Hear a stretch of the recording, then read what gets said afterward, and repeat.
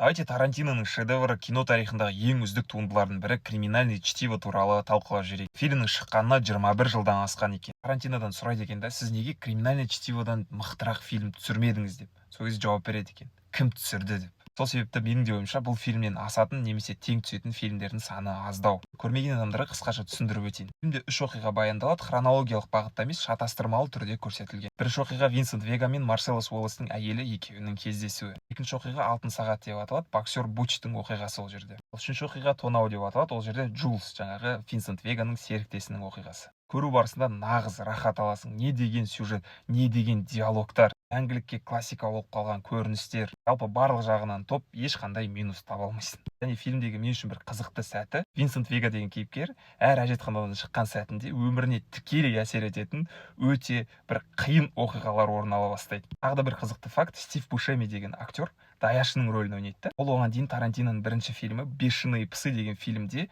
даяшыларға чаевые дегенді беруді дұрыс емес деп санайтын. Онда айналып келіп өзі даяшының рөлін ойнап тұр. Сіздер үшін қандай қызықты факт немесе сүйікті сәттеріңіз фильмде бар, оны комментарийға жазып кетіңіздер. Лайк басып тіркелуді ұмытпаймыз, достар.